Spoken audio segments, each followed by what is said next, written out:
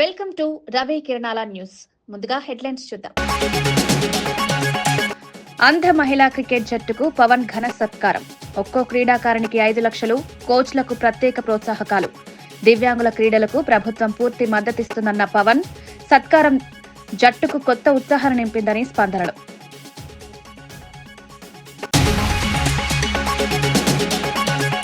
విశాఖలో కాగ్నిజెంట్ శాశ్వత క్యాంపస్ కు శంకుస్థాపన. ఎకరా భూమిని 99 పైసలకే కేటాయించామని వెల్లడించిన మంత్రి లోకేష్. దావోస్ లో తన పుట్టినరోజున ఒప్పందానికి బీజం పడిందని వెల్లడి. ఏపీలో స్పీడ్ ఆఫ్ డూయింగ్ బిజినెస్ కు ఇదే నిదర్శనమని వ్యాఖ్య.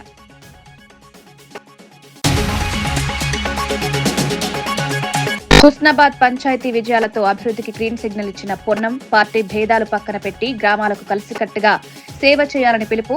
ప్రజాప్రభుత్వంపై నమ్మకమే ఈ ఫలితాలకు కారణమని మంత్రి వ్యాఖ్య. గ్రామాల్లో రోడ్లు, నీరు, విద్యుత్ సదుపాయాలకు ప్రత్యేక దృష్టి.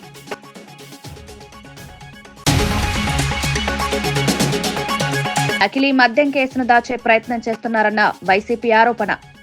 కేసు ఏపీ దాటి ఇతర రాష్ట్రాలకు కూడా వ్యాపించుండొచ్చని వ్యాఖ్య. చంద్రబాబు విచారణ నుంచి పారిపోతున్నారని వైసీపీ లీగల్ సెల్ విమర్శ.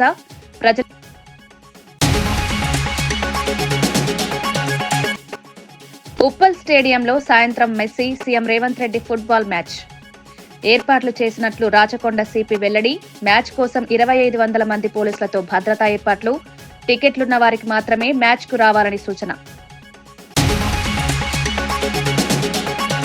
స్టేడియంలో మెస్సీ పాల్గొనబోతున్న ఫుట్బాల్ మ్యాచ్ నేపథ్యంలో రాచకొండ పోలీస్ కమిషనర్ సుధీర్ బాబు భారీ భద్రతా ఏర్పాట్లను ప్రకటించారు. స్టేడియం లోపల, బయట 360 డిగ్రీల భద్రతా వలయం ఏర్పాటు చేయబడింది. ప్రేక్షకుల ప్రవేశం, వీఐపీ కదలికలు, ట్రాఫిక్ నిర్వహణకు ప్రత్యేక ప్లాన్ సిద్ధమైంది. యాంటీ సబోటేజ్ టీంలు, బాంబ్ డిస్పోజల్ స్క్వాడ్లు, డ్రోన్ సర్వేలెన్స్ వ్యవస్థలు ఇప్పటికే పనిచేస్తున్నాయి. భారీ జనసందోహం దృష్ట్యా మార్గదర్శకాలు జారీ చేసి ట్రాఫిక్ డైవర్షన్లను అమల్లోకి తెచ్చారు. అంతర్జాతీయ స్థాయి ఈవెంట్ గా భావిస్తున్నందున ఎలాంటి లోపాలు లేకుండా చూడాలని కమిషనర్ తెలిపారు. సో ఎవరైతే పాస్లు ఉండవో వాళ్ళు స్టేడియం దగ్గర రావద్దు. మెస్సీ గారికి ఈజ్ గాట్ జెడ్ కేటగిరీ బందోబస్తు. ట్రాఫిక్ పర్స్పెక్టివ్లో గ్రీన్ ఛానల్లో ఆయన ట్రావెల్ చేస్తారు. So vehicle will be moving very speed. So there is no chance of seeing him also. మీరు అతను చూడొచ్చు అని స్టేడియం దగ్గరకు వస్తే కనబడుతుంది అనుకుంటే that is also not possible. You use public transportation. Most advanced drone తో మేము ఎంటైర్ ప్రాసెస్ను మానిటర్ చేస్తాం. ఎనీ ఇన్వాల్వ్ రాంగ్ థింగ్స్లో మాల్ ప్రాక్టీస్ ఇన్వాల్వ్ అయితే క్షణంలో పట్టుకొని పిన్ పాయింటెడ్గా అతనికి వెళ్ళి అతన్ని పట్టుకొని న్యూట్రలైజ్ చేయడానికి ఎఫర్ట్స్ ఉన్నాయి. Any laptops, banners, water bottles, cameras, cigarettes, umbrellas, electronic items, matchbox, any sharp metal or plastic objects, binoculars, pens, then batteries, helmets, perfumes, bags, outside eatables. ఇవన్నీ లోపలికి అలౌ చేయము. ప్రపంచ కప్ విజయం సాధించిన భారత మహిళా అందుల క్రికెట్ జట్టుకు ఆంధ్రప్రదేశ్ ఉప ముఖ్యమంత్రి పవన్ కళ్యాణ్ ఘన సన్మానం చేశారు. మంగళగిరి క్యాంపు కార్యాలయంలో వారికి ప్రత్యేకంగా అభినందనలు తెలుపుతూ ఒక్కో క్రికెటర్కు 5 లక్షలు, కోచ్లకు 2 లక్షల చొప్పున ప్రోత్సాహకాలు అందించారు. అదనంగా పట్టు చీరలు, జ్ఞాపికలు, కొండపల్లి బొమ్మలు, అరకు కాఫీ వంటి ప్రత్యేక బహుమతులు అందించి సత్కరించారు. దేశం కోసం పోరాడిన ఈ మహిళలు తమ ధైర్య సాహసం, నిబద్ధత ద్వారా కోట్లాది మందికి స్ఫూర్తిగా నిలిచారని పవన్ పేర్కొన్నారు. దివ్యాంగుల క్రీడలకు ప్రభుత్వం మరింత సహకారం అందిస్తుందని తెలిపారు. ఈ సత్కారం జట్టులో కొత్త ఉత్సాహాన్ని నింపింది.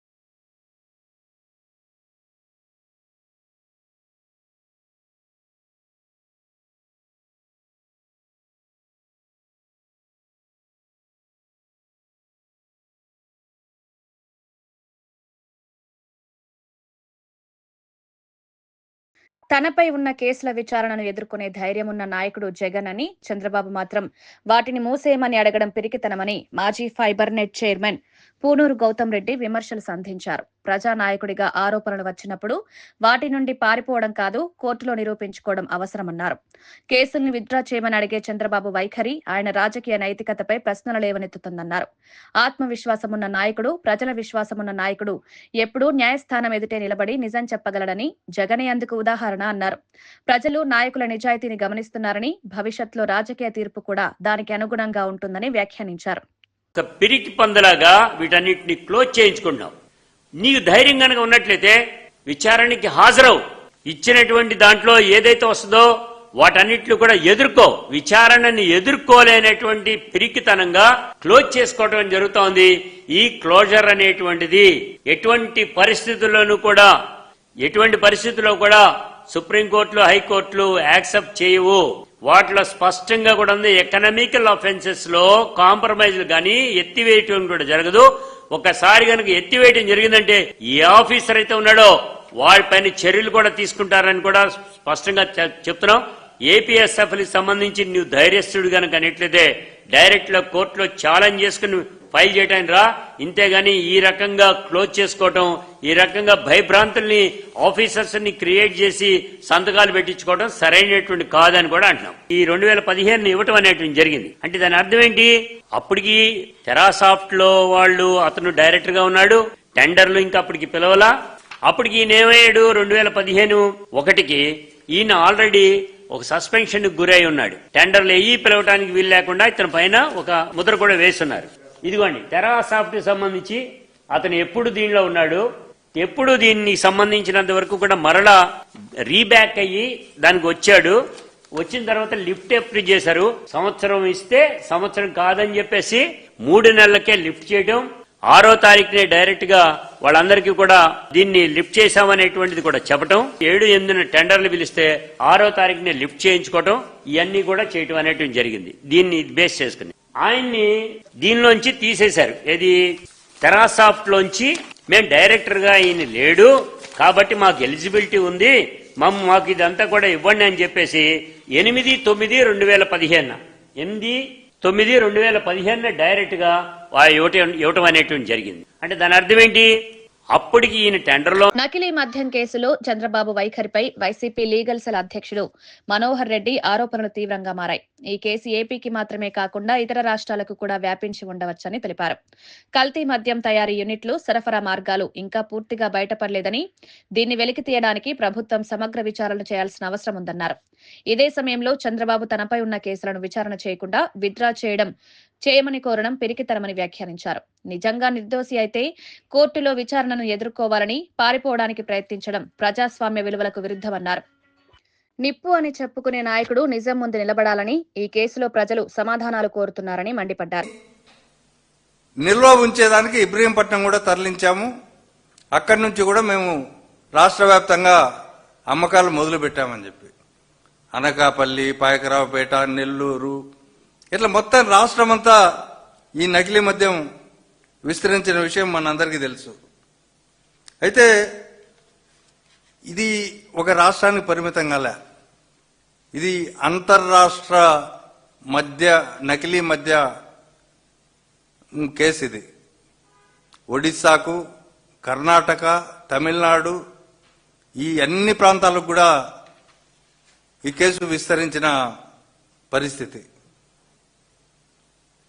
సరే, వీళ్ళు అరెస్టు చేసిన తర్వాత అద్దేపల్లి జనార్దన్ రావు వీళ్ళంతా జోగి రమేష్ను ఎట్లా ఇరికించాలని, ఎట్లా ట్రాప్ చేయాలని ఏదో ఒకటి చేసి యాడింగ్ మెమో వేసి అతను చెప్పాడు కాబట్టి ఇతనికి సంబంధాలు ఉన్నాయని చెప్పి జోగి రమేష్ గారిని, వాళ్ళ తమ్ముడిని ఈ కేసులో ఇరికించడం జరిగింది. దీనిలో దాదాపు 4 కేసులు రిజిస్టర్ అయ్యాయి. 4 కేసుల్లో కూడా వివిధ రకాలైన ముద్దాయిలు ఉన్నారు.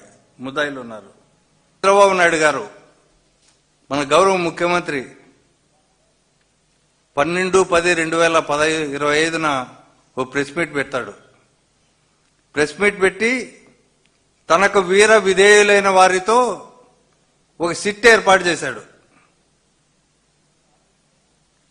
తర్వాత 13/10/2025 ఈ అద్దేపల్లి జనార్దన్ రావుతో ఒక వీడియో రికార్డ్ చేయించి పోలీసు కస్టడీలో ఉన్నప్పుడు అది చేయకూడదు, అది చట్ట విరుద్ధం, దాన్ని రిలీజ్ చేయకూడదు పోలీస్ మాన్యువల్స్ ప్రకారం కానీ క్రిమినల్ చట్టాల ప్రకారం కానీ దాన్ని రిలీజ్ చేయించారు అదే పనిగా.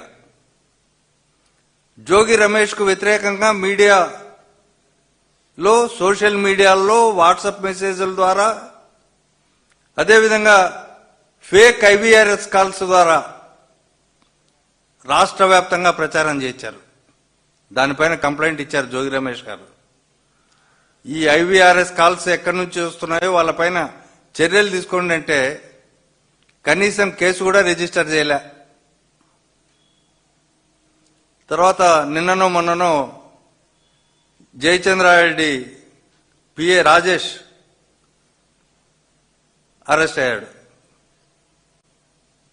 అతను చెప్పింది కూడా ఒకటే, మా యజమాని ఎట్లా చెప్తే, మా జయచంద్రారెడ్డి ఏం చెప్తే అదే మేము ఇది చేశాము అని. కానీ దీంట్లో ఆశ్చర్యకరమైన విషయం ఏంటంటే, ఈ ప్రభుత్వానికి నిజంగా చిత్తశుద్ధి ఉంటే, ప్రజల ఆరోగ్యం పైన చిత్తశుద్ధి ఉంటే ఏం చేయాల్సింది? దీంట్లోని సమగ్ర మూలాలను బయటికి తీయాల్సిన బాధ్యత ఈ రాష్ట్ర ప్రభుత్వం పైన ఉంది. ఇంతవరకు ఆ వైపు ఇన్వెస్టిగేషన్ జరిగిందా? ఎక్కడా జరిగినట్టు కనిపించడంలే. ఏ కుటీర పరిశ్రమల్లో, ఏ ఫ్యాక్టరీల్లో ఎంత నకిలీ మద్యం తయారైంది? దీనికి సమాధానం లేదు. ఇన్వెస్టిగేషన్ ఆ వైపు లేదు. ఏ మద్యం షాపులకు ఎంత కల్తీ మద్యం సరఫరా చేశారు అంటే అందుకు కాకినాడ సినిమా రోడ్ వద్ద ఈ నెల 9న జరిగిన కీర్తి సత్యనారాయణ హత్య కేసులో కీలక పురోగతి జరిగింది. పాత మనస్పర్ధలు, మద్యం మత్తు ఈ దారుణానికి కారణమై ఉండొచ్చని పోలీసులు నిర్ధారించారు. బాధితుడిని చెప్పులు కుట్టే చాకుతో పొడిచి హత్య చేసినట్లు నిందితుడు అత్తిలి రంగా విచారణలో అంగీకరించాడు. ఘటనా సమాచారం అందుకున్న పోలీసులు వేగంగా దర్యాప్తు చేపట్టి సాక్ష్యాల ఆధారంగా నిందితుడిని గుర్తించి పట్టుకున్నారు. ప్రస్తుతం అతన్ని రిమాండ్కు తరలించగా కేసుకు సంబంధించిన అదనపు సమాచారాన్ని సేకరించేందుకు దర్యాప్తు కొనసాగుతోంది. ఇటువంటి వ్యక్తిగత విభేదాలు ప్రాధాన్యతకి దారితీస్తుండడం పోలీసులు ఆందోళన వ్యక్తం చేస్తూ ప్రజల కోపావేశాలకు లొంగకుండా చట్టపరమైన మార్గాల ద్వారా సమస్యల్ని పరిష్కరించుకోవాలని విజ్ఞప్తి చేశారు.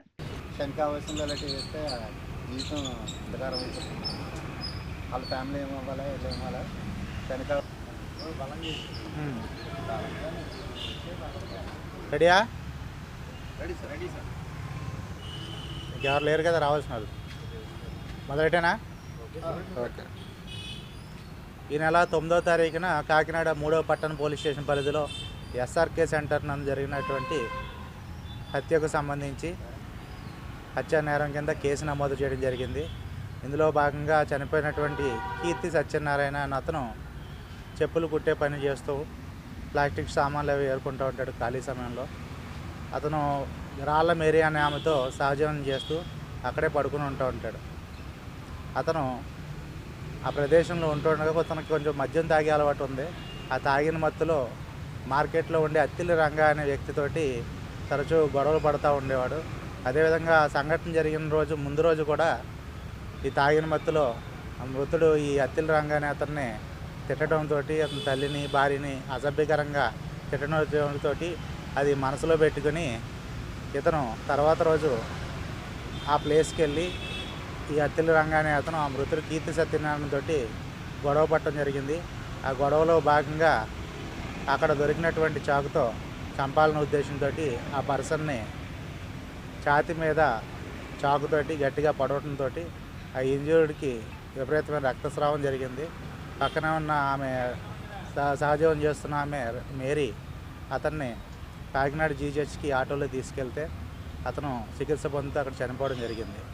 ఈ యొక్క ముద్దాయి ఎవరైతే ఉన్నాడో అత్తిలి రంగా అనే అతను ఆ పొడిచినటువంటి చాకుతో సహా అక్కడ నుండి పారిపోయి ఒక ఆటోకి పారిపోయి పరారీలో ఉన్నాడు. ఇమీడియట్గా సంఘటన జరిగిన వెంటనే ఈ విషయాన్ని ఉన్నతాధికారులు తెలియజేయగా మన గౌరవ జిల్లా ఎస్పీ గారు అయినటువంటి బిందు మాధవ్ ఐపీఎస్ గారు, అలాగే కాకినాడ ఏఎస్పీ గారు అయినటువంటి మనీష్ దేవరాజ్ పాటిల్ గారు సంఘటనా స్థలానికి వచ్చి ఈ దర్యాప్తుని వేగవంతం చేయడానికి పలు సూచనలు ఇవ్వడం జరిగింది. అదేవిధంగా విద్య మరియు ఐటీ శాఖ మంత్రి నారా లోకేష్ చేతుల మీదుగా విశాఖపట్నంలో కాగ్నిజెంట్ తాత్కాలిక క్యాంపస్ ప్రారంభమైంది. అంతేకాకుండా సత్వాతో పాటు మరో 7 ప్రముఖ ఐటీ కంపెనీల స్థాపనకు ఆయన శంకుస్థాపన చేశారు. ఈ కార్యక్రమం ఆంధ్రప్రదేశ్లో ఐటీ రంగ విస్తరణకు కీలక మెట్టుగా భావిస్తున్నారు. క్యాంపస్ ద్వారా ఉద్యోగ అవకాశాలు పెరగడం, స్థానిక యువతకు నైపుణ్యాభివృద్ధి అవకాశాలు కల్పించడం ప్రభుత్వ ప్రధాన లక్ష్యంగా లోకేష్ తెలిపారు. రాష్ట్రాన్ని ఐటీ స్టార్టప్ హబ్ గా మార్చేందుకు ప్రభుత్వం వేగవంతమైన చర్యలు తీసుకుంటోందని పేర్కొన్నారు. భవిష్యత్ సాంకేతిక రంగాల్లో పెట్టుబడులను ఆకర్షించేందుకు ఏపీ సిద్ధంగా ఉందన్నారు. ఈ ప్రాజెక్టులు అమల్లోకి వస్తే వేలాది ఉద్యోగాలు, కొత్త పెట్టుబడులు రాష్ట్రానికి రానున్నాయి.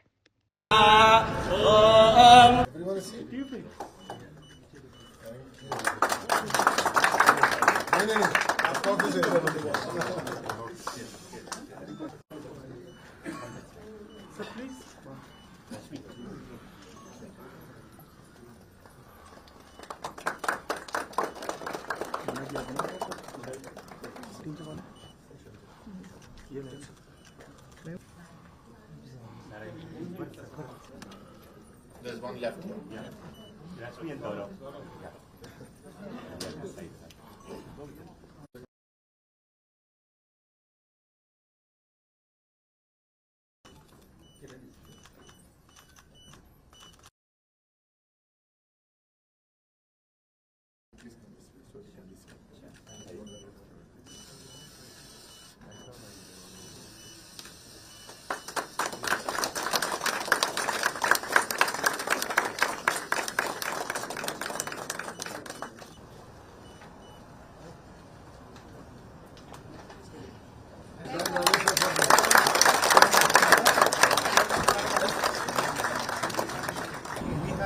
Roughly 1,400 people have actually told us that they want to relocate here. And we've got 500 done. The space has capacity for 1,000, so we're going to another 500. And then we have to start to expand. The largest employer, based on what I know from Lokesh Garu, is 2,000. Infosys 2,000. We'll cross that in less than a year.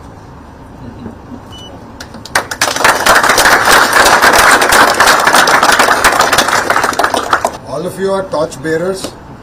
విమానాల సమస్యలపై లోక్సభలో కేంద్ర మంత్రి రామ్మోహన్ నాయుడు ముఖ్యంగా స్పందించారు. ప్రయాణికుల భద్రత, పౌర విమానయాన శాఖకు అత్యంత ప్రాధాన్యత అని స్పష్టం చేశారు. గతంలో డీజీసీఏ రూపొందించిన కొత్త భద్రతా మార్గదర్శకాలను విమాన సంస్థలు ఖచ్చితంగా అమలు చేయాలన్నది ప్రభుత్వ ఆదేశమని చెప్పారు.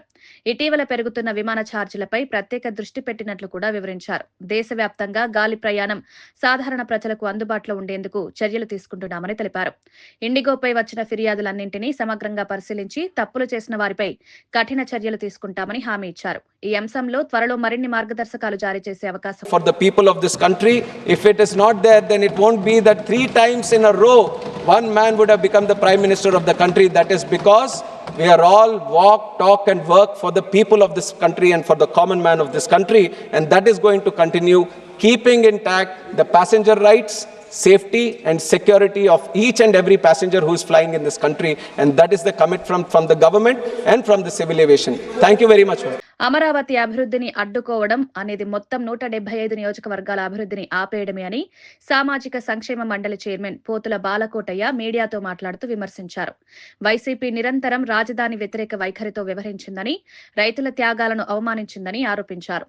అమరావతి అనేది ఏ ఒక్క పార్టీ ప్రాజెక్టు కాదని, ఇది ప్రజల స్వప్నమని ఆయన వెల్లడించారు. కూటమి ప్రభుత్వం తిరిగి రాజధానిని పటిష్టంగా నిర్మించేందుకు చర్యలు ప్రారంభించిందన్నారు.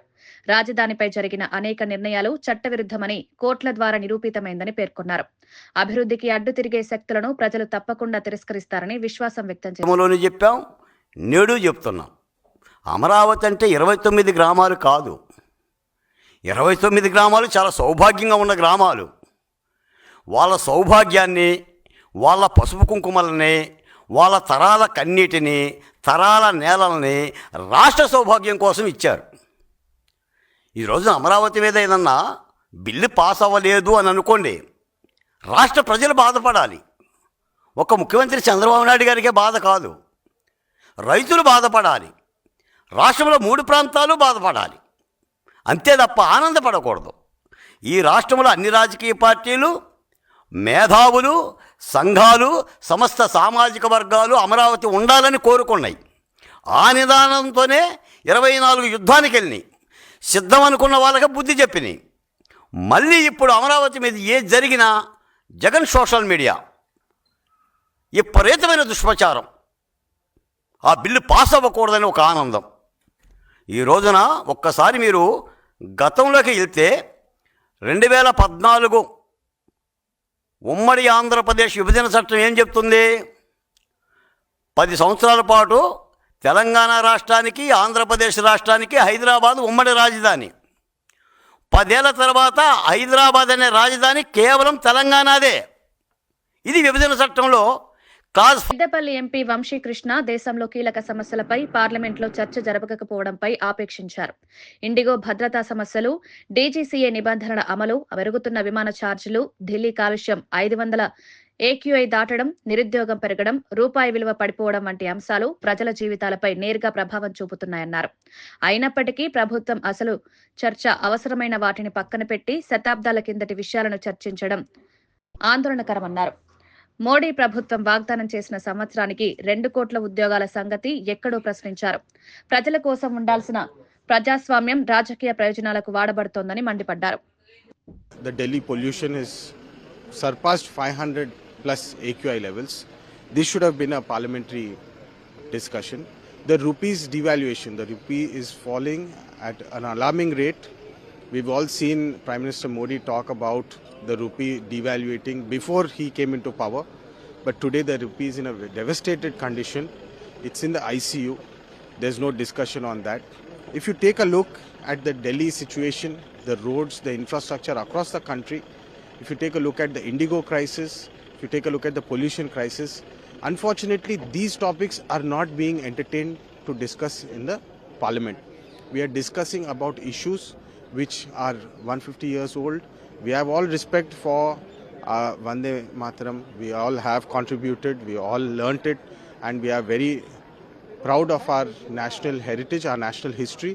But true justice to our country today would be to discuss on issues that are. Husnabad నియోజకవర్గంలో జరిగిన తొలి దశ పంచాయతీ ఎన్నికల్లో విజయం సాధించిన స్థానిక ప్రజాప్రతినిధులను మంత్రి పొన్నం ప్రభాకర్ అభినందించారు. పార్టీ భేదాలు పక్కన పెట్టి గ్రామాల అభివృద్ధి కోసం కలిసి పనిచేయాలని సూచించారు.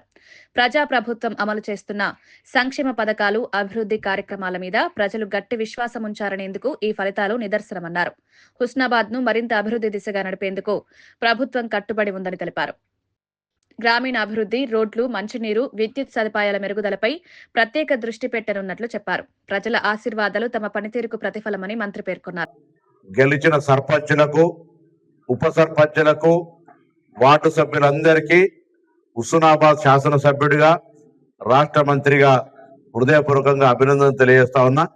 అదేవిధంగా తెలంగాణ వ్యాప్తంగా గెలిచినటువంటి సర్పంచులకు, ఉప సర్పంచులకు, వార్డు సభ్యులకు కూడా హృదయపూర్వకంగా అభినందనలు తెలియజేస్తూ, గాంధీజీ కన్న కలలు గ్రామ స్వరాజ్యానికి సంబంధించి పూర్తి స్థాయిలో గ్రామ అభివృద్ధికి కృషి చేయాలని, రాష్ట్ర ప్రభుత్వం అందుకు సంబంధించి పూర్తిగా మీకు అండగా ఉంటుందని, గ్రామ స్థాయి రాజకీయాలకు అతీతంగా ప్రజలందరికీ సంబంధించిన సమస్యల్ని ఉన్నత అధికారుల దృష్టికి కానీ, ఉన్నత ప్రజాప్రతినిధుల దృష్టికి కానీ, ప్రభుత్వం దృష్టికి కానీ తేవడం ద్వారా గ్రామీణ ప్రాంత ప్రజల సమస్యలన్నీ కూడా పరిష్కరించే విధంగా చొరవ చూపెట్టాలని నూతనంగా ఎన్నికైనటువంటి సర్పంచులను, ఉప సర్పంచులను, వార్డు సభ్యులను కోరుతా ఉన్నా.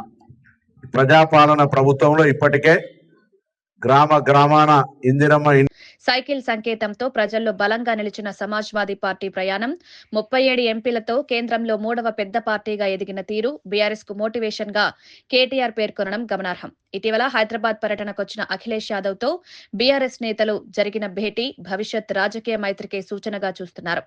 ప్రజలతో నేరుగా ఉండే రాజకీయాలు ఏ పార్టీని అయినా ముందుకు నడిపిస్తాయని, ఇదే పంథాలో భవిష్యత్తులో బీఆర్ఎస్ మళ్లీ శక్తివంతంగా ఎదుగుతుందని కేటీఆర్ విశ్వాసం వ్యక్తం చేశారు. ప్రజలు ఆశీర్వదిస్తే తిరిగి బలమైన ప్రత్యామ్నాయం అవుతామన్నారు. ఈ భేటీ తెలంగాణ రాజకీయాల్లో కొత్త మార్పులకు దారితీయొచ్చని విశ్లేషకులు భావిస్తున్నారు. వచ్చినప్పుడు వారు పెద్దలు కేసీఆర్ గారిని నేను కలవాలి, తప్పకుండా వారి ఆశీర్వాదం తీసుకోవాలి అని సంప్రదించినప్పుడు కేసీఆర్ గారు తప్పకుండా మళ్ళీ తొందరలో కలుసుకుందాం. మరి ఈసారి మా పార్టీ నాయకులు అందరు కూడా మీకు స్వాగతం చెప్తారు. అంటే వారు స్వయంగా నాకు స్వాగతం చెప్పడం కాదు, నేనే వస్తాను మీ దగ్గరికి అని చెప్పి వాళ్ళ ఇక్కడ కేసీఆర్ గారి ఇంటికి వచ్చి మా ఆతిథ్యాన్ని స్వీకరించి మరి మాతో ఇక్కడ కొంతకాలం గడిపినందుకు వారికి స్వాగతం తెలుపుతూ ధన్యవాదాలు తెలుపుతూ అఖిలేష్ యాదవ్ గారు ఈ రోజు ఏ రకంగానైతే మరి శాసనసభకు జరిగిన ఎన్నికల్లో ఉప్పల్ క్రికెట్ స్టేడియంలో మెస్సీ ఫుట్బాల్ మ్యాచ్ కోసం ప్రభుత్వం భారీగా ఖర్చు చేస్తోందని విమర్శించిన ఎమ్మెల్సీ శ్రవణ్ సోజు వ్యాఖ్యలు తెలంగాణ రాజకీయాల్లో చర్చనీయాంశమయ్యాయి. పిచ్ ను పూర్తిగా తొలగించి స్టేడియంను మార్చడం, భద్రతా సౌకర్యాల పేరుతో 100 కోట్లకు పైగా ఖర్చు పెట్టడం ప్రభుత్వ ధన దుర్వినియోగమని ఆయన ఆరోపించారు. ప్రజలకు ఇచ్చిన హామీల అమలుకు నిధులు లేవని చెప్పే ప్రభుత్వం వినోద కార్యక్రమాలకు ఇంత భారీ బడ్జెట్ ఖర్చు పెట్టడం ప్రజలపై అన్యాయమని పేర్కొన్నారు. సింగరేణి కార్మికుల కష్టార్జిత డబ్బును ఈ కార్యక్రమాలకు మళ్లించడం పట్ల తీవ్ర అభ్యంతరం వ్యక్తం చేశారు. ప్రజలు అన్నీ గమనిస్తున్నారని, రాబోయే ఎన్నికల్లో ఈ నిర్ణయాలపై స్పష్టమైన తీర్పిస్తారని శ్రవణ్ అన్నారు. ఈ వ్యాఖ్యలు అధికార పార్టీలో చర్చలు రేపాయి. నోట్ తయారు చేసుకున్నాడు. ఉప్పల్ స్టేడియం మొత్తం అది క్రికెట్ స్టేడియం, అది it's not a football stadium. అది ఆ మధ్యలో పిచ్ అంతా కూడా బాగా క్యూరింగ్ చేసి తయారు చేస్తారు. దాన్ని మొత్తం తొమ్మి ఇవాళ ఆ 15 నిమిషాల మెస్సీ వర్సెస్ మేస్త్రీ మ్యాచ్ కోసం అని చెప్పని దాన్ని తోమి పడేస్తే దానికి సింగరేణి కాలరీస్ వాడు వానికేం పనండి నాకు అర్థం కాదు.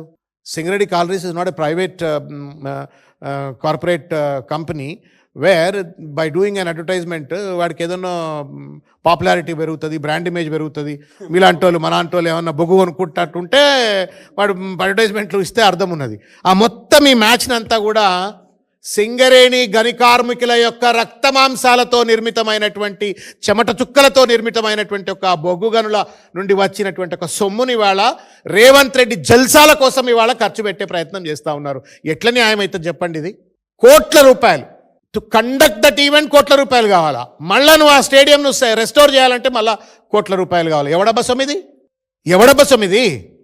సింగరేణి గని కార్మికుల సొమ్మది. ఎండనక వాననక పాపం ప్రాణాలను ఫనంగా పెట్టి ఆ బొగ్గు గని లోపలికి పోయి బొగ్గును దొమ్మి ఆ కాలరీస్ను బతికించి ప్రపంచానికి వెలుగులిచ్చేటువంటి ఒక కార్మికుల సొమ్ము అది. ఆ సొమ్మును రేవంత్ రెడ్డి జల్సాల కోసం, మెస్సీ వర్సెస్ మేస్త్రీ మ్యాచ్ కోసం ఖర్చు పెట్టే ప్రయత్నం చేస్తూ ఉన్నారు. దీన్ని మేము తీవ్రంగా ఖండిస్తూ ఉన్నాం. వాస్తవానికి రేవంత్ రెడ్డి గారు తనకున్నటువంటి ఒక ఫ్యాంటసీస్ ఉంటే ఇంకే రకంగా తీర్చుకోవచ్చు, మేమే వద్దంటలేం. You have every other way of doing it. కానీ మెస్సీ అనేట ఆయన పెద్ద మనిషి అనేది వరల్డ్ టూర్లో ఉన్నాడట, విహారయాత్రలోకి వస్తున్నాడట. ఆ విహారయాత్రలోకి వచ్చేటోడిని ఈయనేదో స్పెసిఫిక్గా పిలిపించినట్టుగా ఎక్కడ చూసినా ఓటింగ్లు కనబడుతున్నాయి. నేను చూసిన మెస్సీ ఏమైనా నిజంగా ఇదో గ్రేట్ ప్లేయర్, అర్జెంటీనా అంత గొప్ప ప్లేయర్ కాబట్టి మరి ఆయనకు సన్మానం చేసే విధంగా ఏమైనా హోర్డింగ్లు పెడతారేమంటే ముందు ఈయనున్నాడు వెనక ఉన్నాడండి. మీరు చాలా హోర్డింగ్లో చూసినాడు. వార్తలు ముగించే ముందు ముఖ్యాంశాలు మరోసారి.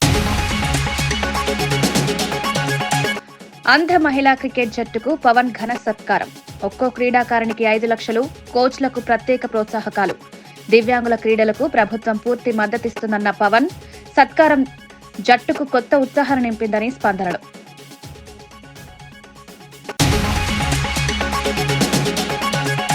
విశాఖలో కాగ్నిజెంట్ శాశ్వత క్యాంపస్ కు శంకుస్థాపన.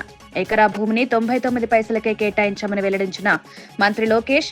దావోస్ లో తన పుట్టినరోజున ఒప్పందానికి బీజం పడిందని వెల్లడి.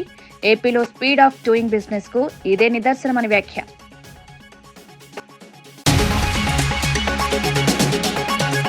హుస్నాబాద్ పంచాయతీ విజయాలతో అభివృద్ధికి గ్రీన్ సిగ్నల్ ఇచ్చిన పొన్నం. పార్టీ భేదాలు పక్కన పెట్టి గ్రామాలకు కలిసికట్టుగా సేవ చేయాలని పిలుపు.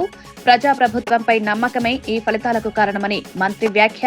గ్రామాల్లో రోడ్లు, నీరు, విద్యుత్ సదుపాయాలకు ప్రత్యేక దృష్టి.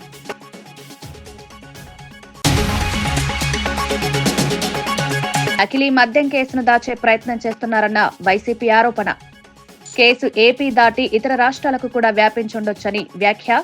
చంద్రబాబు విచారణ నుంచి పారిపోతున్నారని వైసీపీ లీగల్ సెల్ విమర్శ.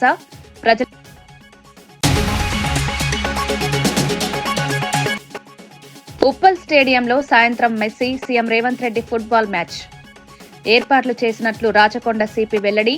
మ్యాచ్ కోసం 2500 మంది పోలీసులతో భద్రతా ఏర్పాట్లు. టికెట్లున్న వారికి మాత్రమే మ్యాచ్ కు రావాలని సూచన.